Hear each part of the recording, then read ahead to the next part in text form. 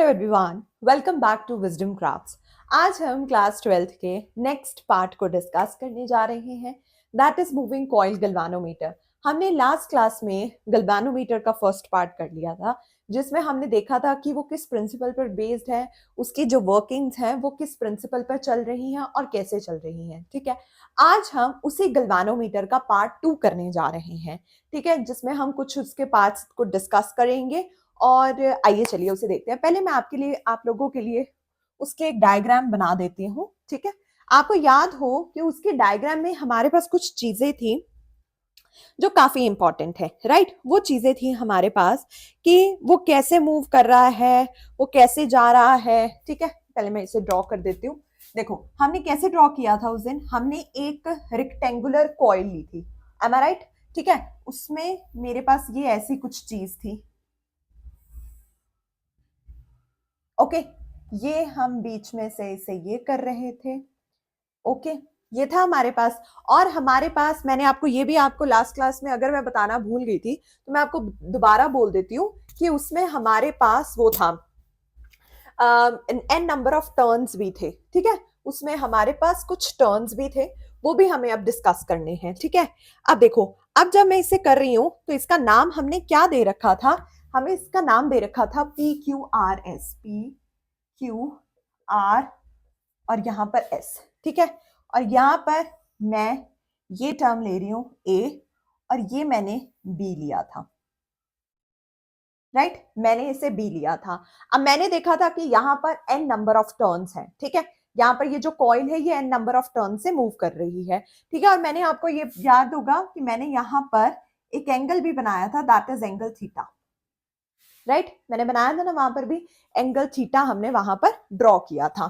ठीक है जी, अब चलो आगे देखते हैं। आपको पता है, देखो यहां पर करंट भी फ्लो कर रहा था, करंट भी हमारे पास था यहां पर, और मैग्नेटिक फील्ड भी मूव कर रही थी, दैट इज ऐसे।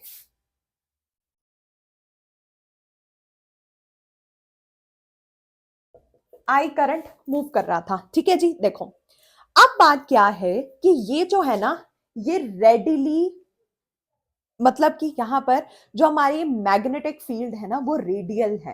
ठीक है, अब रेडियल का मतलब क्या होता है, मान लीजिए आपके पास एक साइकिल का एक व्हील है। ठीक है, साइकिल के व्हील में स्पोक्स लगे होते हैं, राइट। वो स्पोक्स कैसे बिहेव करते हैं या कैसे वो मतलब हमें कैसे दिखाई देते हैं, वो सेंटर से बाहर की ओर जा रहे होते हैं, राइट। वो सेंटर से बाहर की ओर जा रहे होते हैं, या आप ऐसे बोलोगे कि नहीं, ये जरूरी तो नहीं है कि वो हमेशा सेंटर से बाहर की तरफ ही जा रहे हैं, हम पहले से बाहर से अंदर। तो वही बात है, अगर कोई चीज सेंटर से बाहर की ओर जा रही है या बाहर से अंदर की ओर आ रही है तो हम उसे रेडिली इनवर्ड और आउटवर्ड कहा जाता है। ठीक है, अगर आप गैल्वेनोमीटर रियलिटी में देखोगे तो वहां पर हमारे पास रेडियल रेडियल बोला जाएगा, क्योंकि वहां पर जो मैग्नेटिक फील्ड है या कुछ भी है वो इनवर्ड से आउटवर्ड या आउटवर्ड से इनवर्ड कुछ भी ऐसे मूव कर रही होगी।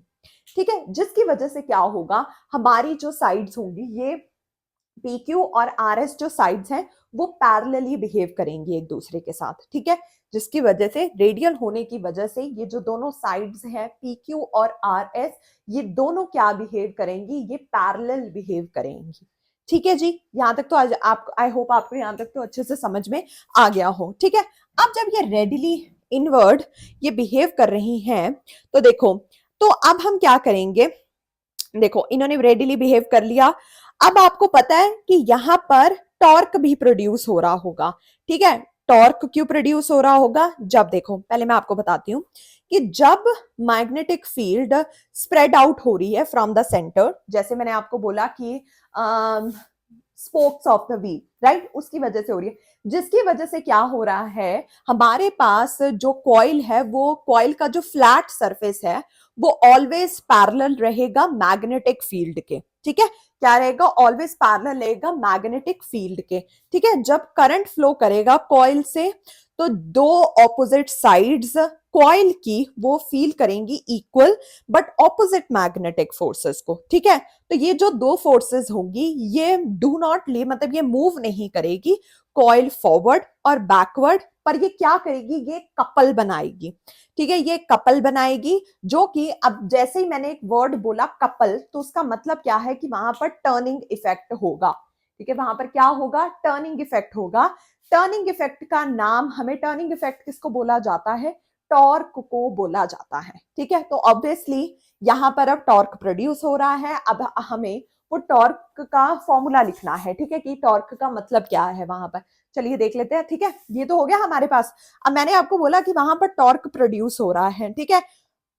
जो साइज होगा टर्निंग इफेक्ट का उसे हम कैसे लिखेंगे, मतलब टॉर्क की वैल्यू क्या लिखी जाएगी, torque is equal to NIBA।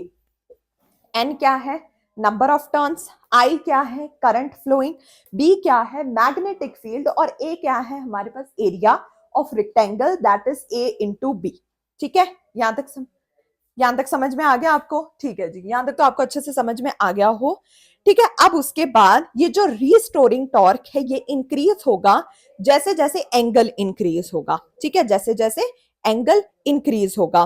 फिर हमें पता है कि टॉर्क हमारे पास क्या है, फोर्स टाइम्स परपेंडिकुलर डिस्टेंस। अब क्या है टॉर्क हमारे पास, टॉर्क क्या होता है, फोर्स टाइम्स परपेंडिकुलर डिस्टेंस, ठीक है, फोर्स टाइम्स परपेंडिकुलर डिस्टेंस। अब फोर्स क्या है मेरे पास, ठीक है, अब मेरे पास फोर्स क्या है, फोर्स है मेरे पास NIBB, ठीक है, NI, और ये क्या आएगा, A साइन 90 डिग्री, ठीक है। परपेंडिकुलर डिस्टेंस हमारे पास क्या आया, A साइन 90 डिग्री, ठीक है।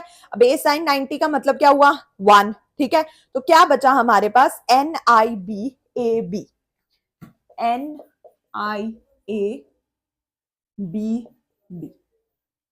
ठीक है जी, ये आ गया आपके पास। तो ये था हमारे पास टॉर्क, ठीक है। अब जो हमारे पास रीस्टोरिंग टॉर्क है वो किसी एंगल से डिफ्लेक्ट कर रहा है, तो रीस्टोरिंग टॉर्क जो होगा वो किसके इक्वल होगा, डिफ्लेक्टिंग टॉर्क के, ठीक है। यहां पर रीस्टोरिंग टॉर्क जो होगा हमारे पास वो किसके इक्वल होगा, डिफ्लेक्टिंग टॉर्क के, ठीक है। वो किसके इक्वल होगा, deflecting, sorry, torque, this is torque, okay, deflecting torque के इक्वल होगा। अब क्या होगा डिफ्लेक्टिंग टॉर्क हमारे पास, बताइए जरा, क्या होगा डिफ्लेक्टिंग टॉर्क हमारे पास, डिफ्लेक्टिंग टॉर्क होगा हमारे पास, ठीक है, सॉरी, रिस्टोरिंग टॉर्क होगा हमारे पास के अल्फा, और ये दूसरा हमारे पास क्या होगा, के अल्फा, और ये होगा हमारे पास NIBB, ठीक है। ये होगा हमारे पास डिफ्लेक्टिंग टॉर्क, और वो होगा हमारे पास, ये नहीं हम लिखेंगे, इसकी जगह हम ए लिख देंगे, ठीक है, ये वाला। ये था हमारे पास डिफ्लेक्टिंग टॉर्क। अब हमें वैल्यू किसकी चाहिए, इस अल्फा की, तो कैसे लिखेंगे,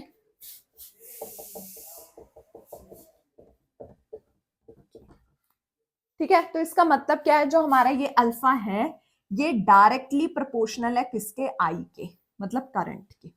ये था हमारे पास second part of moving coil galvanometer. I hope आपको ये तो अच्छे से समझ में आएगा। नेक्स्ट क्लास में हम इसकी सेंसिटिविटी को डिस्कस करेंगे, okay. By the time don't forget to hit the subscribe button and stay tuned for the next part. Thank you so much.